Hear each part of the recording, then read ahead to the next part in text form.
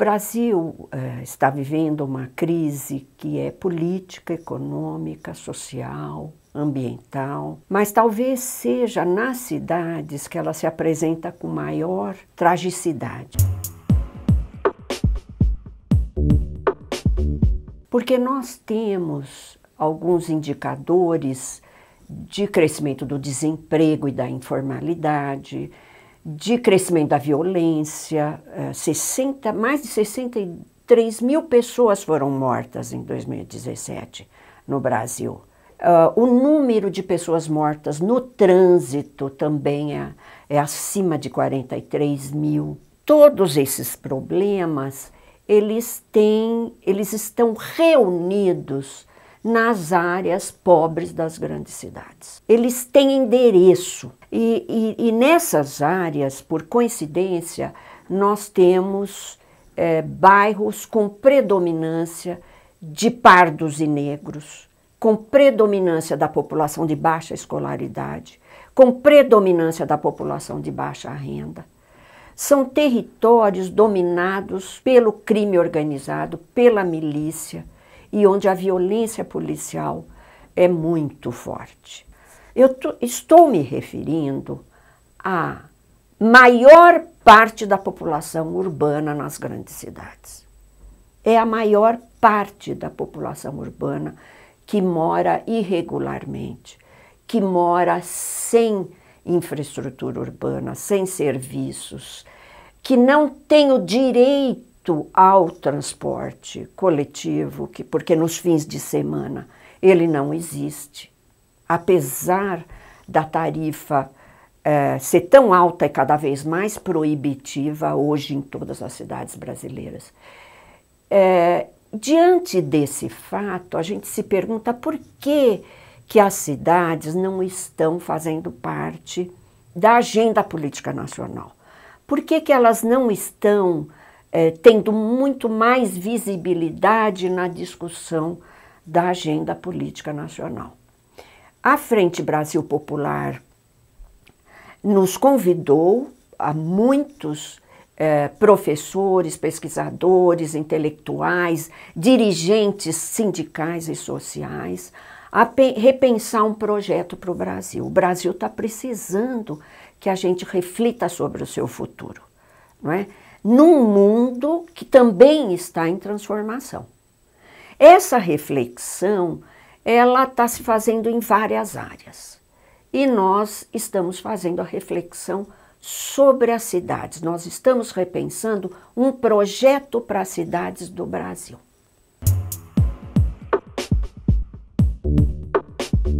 Hoje nós temos núcleos discutindo um projeto para as cidades no Brasil em 16 estados brasileiros, em mais de 20 universidades, em diversos cursos, arquitetura e urbanismo, engenharia, assistência social, direito. Então nós temos toda um pensamento, toda uma parte da população brasileira que pensa, que estuda, que reflete, que sofre, repensando as cidades do Brasil. Então, nós achamos que é uma tarefa de médio e longo prazo. Para nós, o mais importante nesse momento é fazer com que o investimento público, ao invés de priorizar as áreas da Casa Grande da cidade, a cidade também tem senzala e Casa Grande. Os mapas mostram isso. Os mapas elaborados nas universidades mostram que você tem uma senzala urbana nas cidades e você tem uma Casa Grande urbana, não é?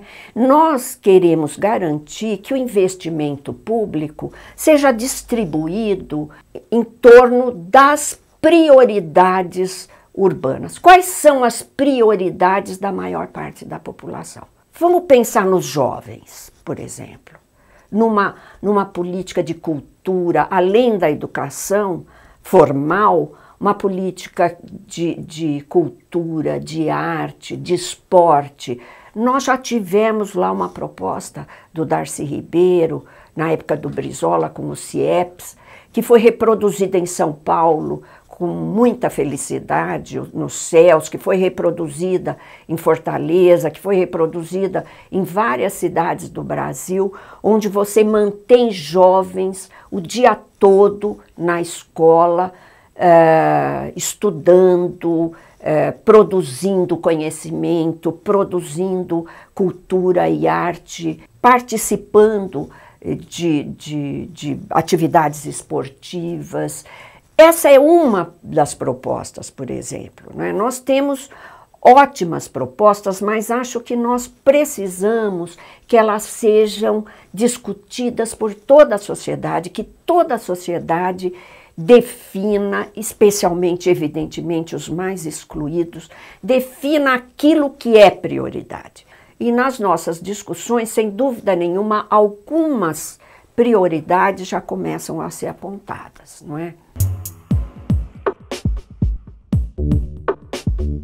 A questão da mobilidade, em especial a questão do transporte público, é fundamental. Isso é o que dá o direito das pessoas de ir e vir na cidade, de sair do bairro para procurar um outro curso, um outro local de compra, para procurar um parque. O que acontece nas nossas cidades é que no final de semana, por exemplo, você não tem transporte público nas periferias. Você tem aquilo que o professor Milton Santos chamou de exílio na periferia. A moçada, a juventude não tem equipamento esportivo, cultural, não tem shows, não tem condições de se desenvolver e também não tem transporte que permita com que elas vão para outras áreas da cidade para praticar um esporte, para assistir um show, um ciclo de cinema, por exemplo. Existe realmente um confinamento nas periferias e nos bairros pobres e grande parte deles dominada totalmente pelo crime organizado, pelas milícias, o que é mais grave, não é? Então, a questão da mobilidade urbana, ela foi muito... Há todo um discurso muito avançado sobre ela no Brasil. Há uma lei federal que foi aprovada em 2012, que é extremamente avançada, mas como toda lei, ela é avançada e ela é desconhecida desde o judiciário, o executivo e o próprio legislativo, não é? Essa lei, ela tem como prioridade a mobilidade de pedestre e bicicletas, depois vem o transporte coletivo, depois o transporte de carga, depois o transporte de automóveis. Mas, por exemplo, o transporte motorizado individual, que é o carro, ele tem sido efetivamente a prioridade nas nossas cidades.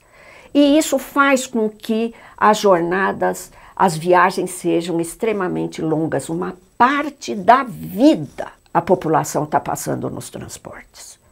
Especialmente ele é cruel com as mulheres chefes de família, que são muitas. Só na Grande São Paulo são 30% das famílias chefiadas por mulheres que passam uma parte da vida nos transportes. Então essa é uma prioridade, sem dúvida. Não a matriz dominada pelo automóvel. Não ao transporte individual, que ocupa o espaço das ruas, não é? Que mata mais do que qualquer outra forma de transporte, que polui. Aliás, a poluição decorrente da nossa forma, da nossa mobilidade, ela está atingindo inclusive a expectativa de vida nas cidades, como as pesquisas estão mostrando. Mas além da mobilidade, nós temos outros temas muito importantes, como o de habitação.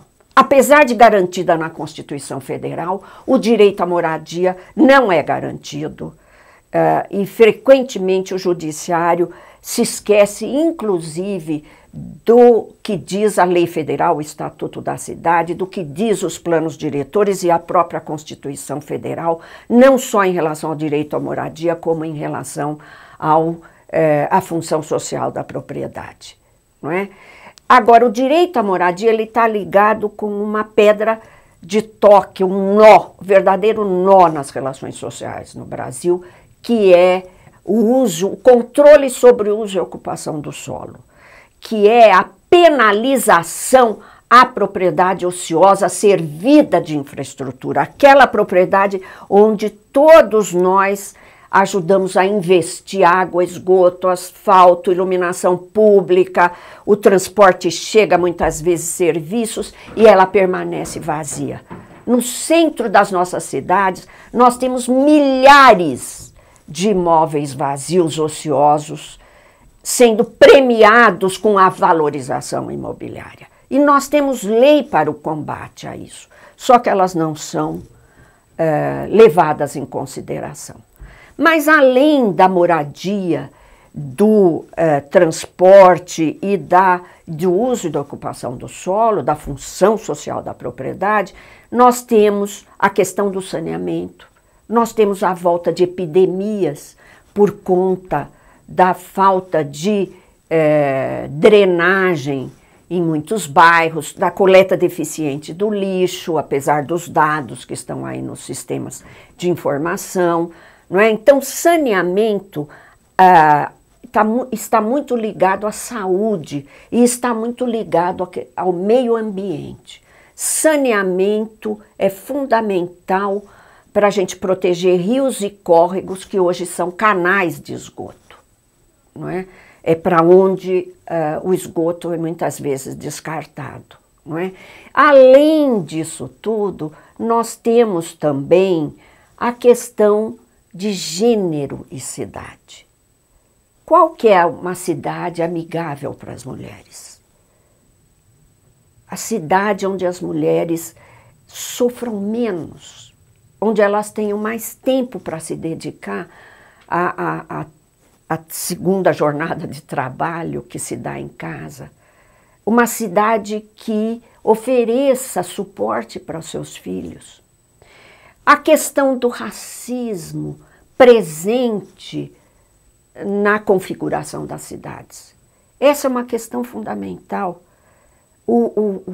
A mortandade de negros jovens, o feminicídio que atinge as mulheres negras.